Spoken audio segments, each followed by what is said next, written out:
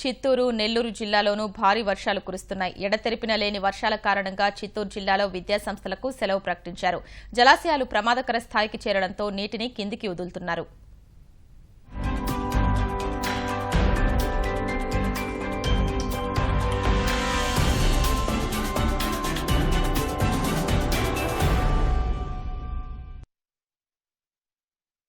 బంగాళాఖాతంలో అల్పపీడన ప్రభావంతో చిత్తూరు జిల్లాలో కుండపోతగా వర్షాలు కురుస్తున్నాయి.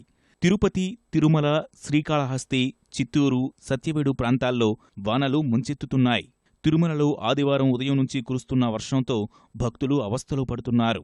శ్రీవారిని దర్శించుకున్నవారు తడుస్తూనే గదులకు చేరుకుంటున్నారు. ఆలయ పరిసరాలు, రహదారులు జలమయమయ్యాయి. తిరుమల జలాశయాల్లో నీటిమట్టం గరిష్ట స్థాయికి చేరింది. గోగర్భం జలాశయం నుంచి నీటిని కిందకు విడుదల చేస్తున్నారు. భారీ వర్షాల వల్ల తిరుమల రెండో ఘాట్లో భాష్యకారుల సన్నిధి వద్ద రహదారి కుంగిపోయింది. వర్షాల వల్ల రహదారి మరమ్మతులకు అంతరాయం ఏర్పడింది. నడక మార్గంలోనూ భక్తులు ఇబ్బంది పడాల్సి వస్తోంది. నడక మార్గంలో వర్షపు నీరు కాలువలా ప్రవహిస్తోంది.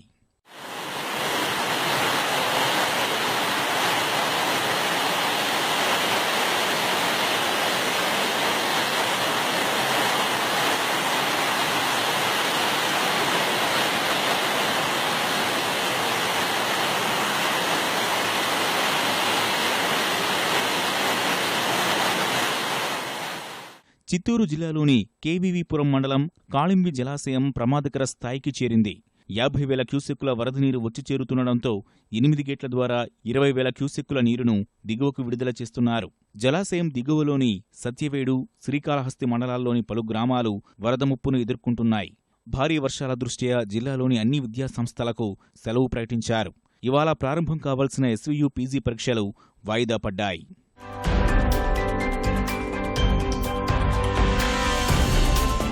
నెల్లూరు జిల్లాలోనూ భారీ వర్షాలు పడుతున్నాయి. నెల్లూరు నగరంతో పాటు గూడూరు, కావలి, నాయుడుపేట, ఆత్మకూరు, వెంకటగిరి ప్రాంతాల్లోనూ వర్షాలు కురుస్తున్నాయి.